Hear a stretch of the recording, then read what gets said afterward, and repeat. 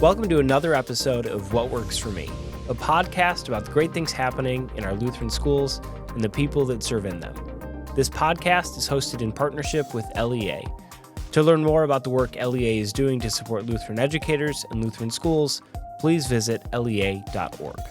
My name is Rob Lunak, and I'm the superintendent of Lutheran Neighborhood Schools. My co-host for the show, Mike Sheeman, is on vacation at the moment, but don't worry, we have a great episode for you today. Today, we are going to be speaking with Marissa Engelhard. She is the fourth grade teacher at the King's Academy in Lake Ozark, Missouri. I'm actually pretty excited about the topic today. We're going to be talking a little bit about school growth. So Marissa, why don't you tell us a little bit more about you? Yeah. So I am a Concordia, Wisconsin grad. I've been teaching for about 15 years. I started my ministry in Tucson, Arizona. I was a Spanish minor and took a call out there to work in some of that kind of ministry. I've been at the King's Academy now for about 10 years. I've taught a variety of grade levels as we grew. I was originally called there to teach third and fourth grade. The church is about 30 years old, and then the preschool opened its doors about 20 years later. And then I took a call there and came into the scene when we opened our third grade around 2015. And then I have slowly helped build the upper elementary of the school. We are now K through grade 8, along with our preschool, and have continued to just see an awesome decade full of growth there. That's really neat to hear. So we were talking a little bit before the interview here. School opened around 2012, and so it's a relatively young school. And in that time, sounds like there's been a lot of growth. So can you tell us a little bit about that? Yeah. So my first year there, we were actually in the middle of a building project, and it's really been very cool to see the congregation members that jumped in to support that building project, not only fiscally, but also physically. Like, they were there helping us unpack our boxes because we were moving in 48 hours before the school year started. And so they were helping us get all that done. And there's just a lot of fun memories that come with that too. Like, we had this very sweet, super good rule follower first grader, our first year there, that we had a substitute, and the fire alarm started going off, and she told the substitute, she's like, don't worry about it, that happens all the time. So there's just a lot of good memories of that building project happening. We buried a Bible under where that was all built, and just being able to watch it all progress and to hear the hammers upstairs as they finished God's house up above us. That was a really awesome part of the ministry.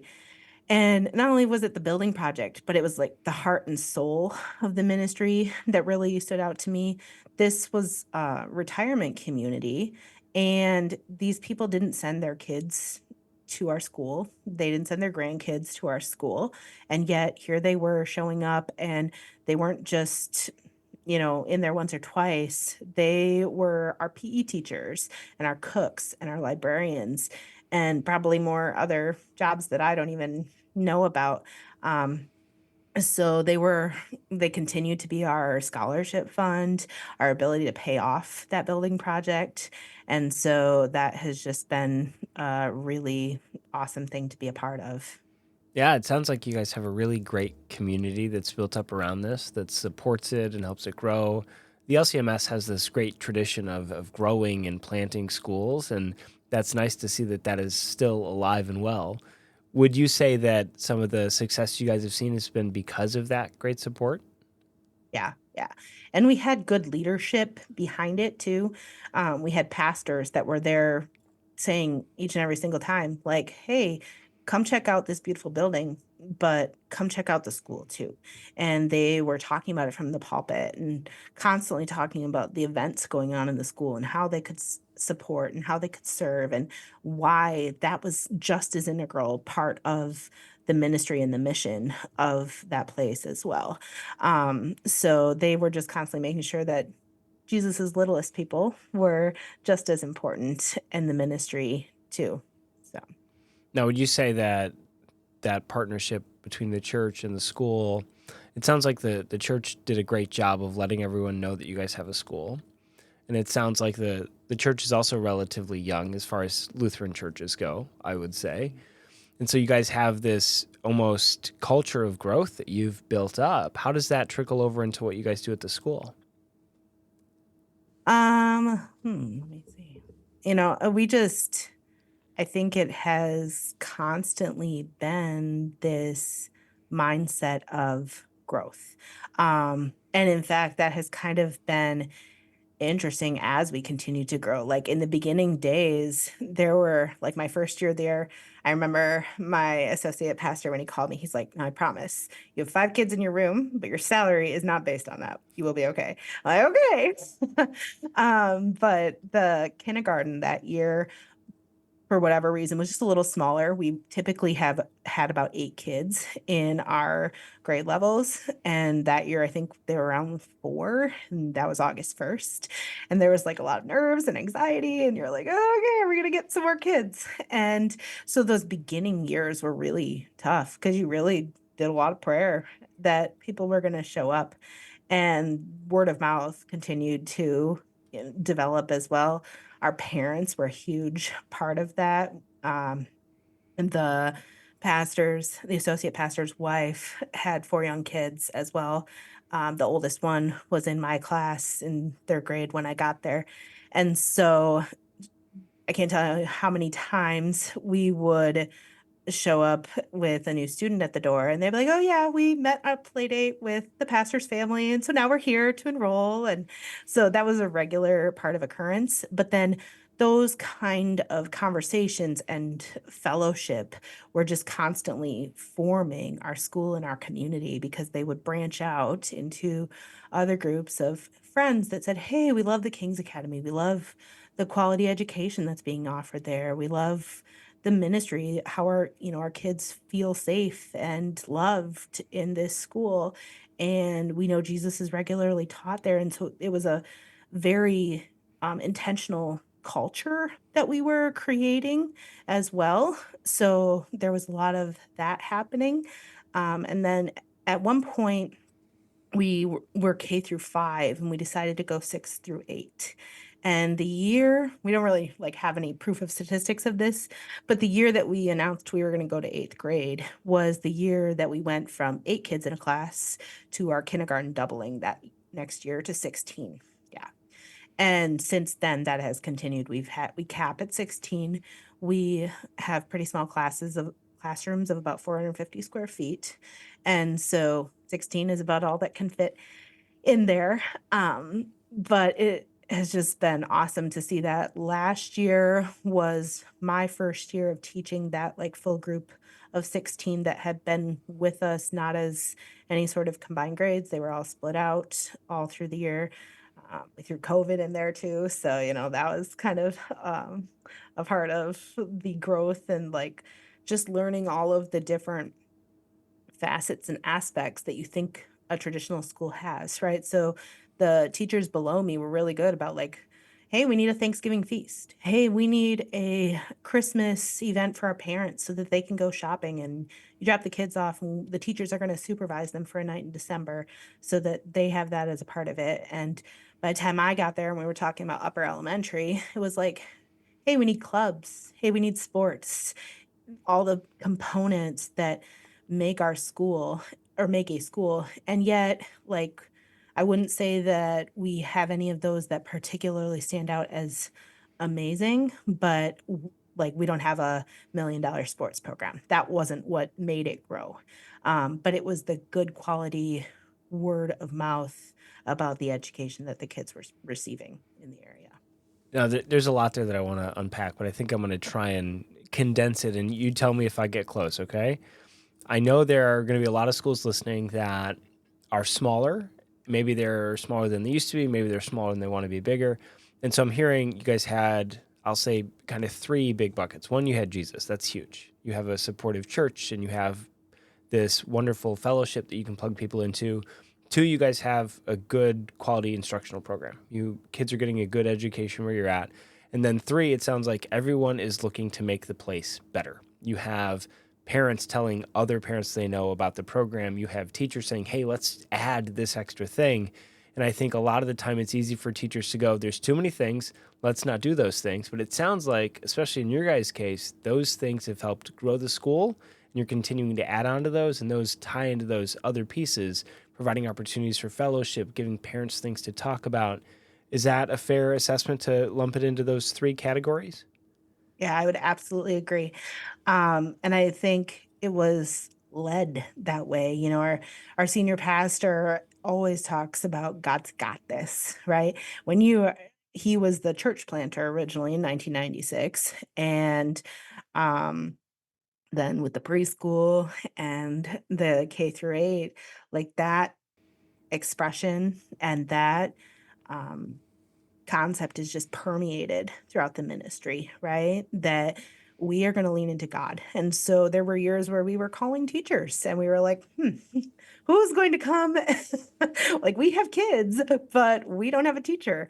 And there were years where we were like, well, we hope we have enough kids to make this position, but we didn't know that decision until like March, April, May.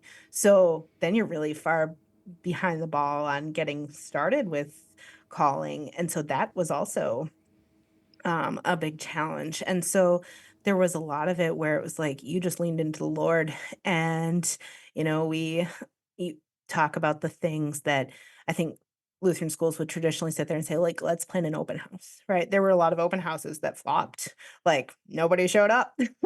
And you didn't give up on that. You kind of sat there and said, okay, like maybe we're not going to spend our time on that again because it wasn't successful.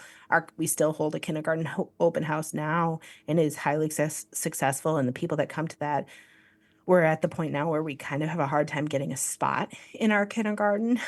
So that is really successful, but the other grades don't. Instead, we hold like reading nights where our book fair is tied to pizza and activities for the community. We've gotten some new kids through that, right?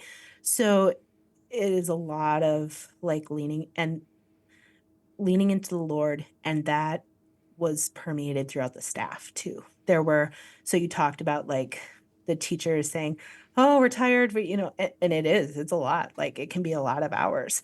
But we were also really good about making wise decisions about what needed to be accomplished to make it good quality, and about what could fall by the wayside. And people were always really well respected within this ministry as well. I mean, I've talked about this on Luth Ed for years, and just different facets of that. Like my mom had cancer at one point, and they were like, yes, you need a week off, go. Like she was undergoing really bad chemo and treatments and needed some support. And I live quite a ways from the ministry, and they were like, you can go. And that is across the board the way people were treated in our ministry, right? So we worked really hard, but we were also treated with a lot of respect and care. So, I mean, some of that was before my time, the first time they went through accreditation. They worked Saturdays to get all of the documentation in order. And then it's a little easier every time that you do it. But we went from paper to like Google based the next time. So there was getting all of that done. And so we were just always really good about saying, like, okay, here's the task that needs to be done. And now you go figure out how you're going to accomplish it. And that could look different, and you just make it work for the team. But there was always that coming together as a team to say, like, okay, we're going to make that happen. So that's kind of like the religious faith-based component of it. And of course, with any like project that you start, when we started the K through 2, they did a little bit more purchasing of things. And then they started to realize that they had to keep doing that every year. And it was a little pricey. And so rather than like buying a full set of 8, we would buy just like the one or two, and then we'd buy as we needed. And so our K through 2 has just had a phenomenal group of teachers, and they were really good at reading instruction and math instruction and just like made it a great place for kids to be. So then when I came in to pick that up at the 3 and the 4 and the 5, and then another lead teacher that really did a lot of the 6 and 7 and 8, and there are other people around us that eventually took over. Like, I teach only 4th grade, and she only taught 7th grade eventually, math and science. So there were other components and people of the team that came in, but we were just constantly sitting down together and saying, "Hey, where are we going to make our instruction better? And how can we do that without necessarily spending tons of money?" So we are both big components or proponents of teachers pay teachers. And so we did a lot of curriculum based off of teachers pay teachers. And the instruction was phenomenal. And our scores demonstrated that. And then it was also the balance of blending all of these kids who had come in from homeschool, from public school, from our firm foundation of our K1 and 2, and making that all fit together as well. And so you were building those things, but there were years where when I first came there, they primarily used texting as their form of communication. They didn't have emails for the teachers, and this was 2015, so like well past time, but it was a brand new school, and when you're one teacher with like 6 to 8 kids the first year, email was not the priority to set up, right? So it got to where like there's only so many hours in a day and you pick what you needed. So we got eventually to the point where we're like, okay, we want some sort of grading system. We started with just report cards on like Microsoft Excel. And so we wanted a grading system. So we used a free one for a while, and now we pay for GradeLink. And so just building all all of those components constantly. But I think quality instruction also comes with a huge part of being really intentional about communicating to parents. Like, they want to know where their kids are at and know what's happening in their classroom. And our parents are actively involved in our ministry through, I mean, they're in our buildings every single day. Like, they are our PTL, which we call PALS, is a very active part of our ministry. They're a huge part of our operating budget in the funding that they do. And so it's that two-way street of that relationship between parents and teachers. Yeah, and I think like when you have that mindset, it's just a part of the culture that you are constantly looking to where you can get better, but also recognizing where you need to firm things up as well. So it got to a point where, like, we looked at our schedule and we said, wow, we have a lot of activities. Maybe we should do a few less. Or um, where can we strengthen things? So, for example, when they first started, there weren't really staff meetings because there wasn't even an administrator. Like, the first employee was a kindergarten teacher in the K through 8. There was a preschool director and preschool teachers, right? But in the K through 8, the first employee was actually a teacher. And then there was the first grade teacher, and I don't remember exactly the timing. So there's a second grade teacher, and then our school board chair became our principal. So she was aware, but it was very different when the people that ran the day to day of the school, and then you brought in a principal, right? So it was a little bit different. So we did a lot of the like planning of the calendar and the planning of the events. And the principal always just trusted us to know, hey, they're going to take care of it. Like, they're going to make sure those things get accomplished. And so when I came in, I said, you guys are doing everything. Like, let's start teaching the new people as we come in. Like, let's not just have a conversation in the hallway after school, because that was their staff meeting. I said, let's plan like the second Tuesday of the month, we're going to get together as the K through 8 and sit down and discuss what we need to. so that everybody's aware of what's going on. We created our own like mentoring of teachers as well because it was teaching people what, we had people leave here or there at different points. And so we had to train new people on what we were doing there as well. Um, so I think there was also that balance of looking at it and saying, like, okay, we are growing. And there was also parents who have sat there and said, we'd love for you to do a high school. And we've said, oh, not yet. Trying to think, our first graduating class from 8th grade, it's been a few years, I'd say maybe 5 years. So there was a point where we said, we're not going to go past 8th grade right now. We are physically landlocked in at the moment. We have, and that's some of like our plans for the future is to really figure that out because we built this new school of 5 classrooms for K-5. So our 6 through 8 is in our Bible study rooms upstairs. And so they lost their ministry. Our music room is the old youth room. And so there's a loss of that ministry in a capacity and way, right? And so now it's really restructuring that a little bit and figuring out how do we share this space that we are in. Well, it's been great to hear about how the journey has shaped up and how it's grown from the beginning to where you guys are now. It sounds like it's been a ton of work. Sounds like God has blessed that very strongly. That's awesome to hear. Now, if somebody's listening and they go, I have so many questions for Marissa. I want to know, this minute detail. Is it okay if I include your email in the show notes so they can contact you? Absolutely. Perfect. Yeah. And there's so much of it that is recreatable in Lutheran schools elsewhere. You just have to look at how it's being done and what your Lutheran school needs. So I love that. We will have to have you on again, I think, to talk in more detail about some of those specific things. I think that would be a good thing. In the meantime, I think we're going to wrap this episode up. Can I pray for you before we go? Absolutely. Perfect. Let's pray. Dear God, thank you for Marissa.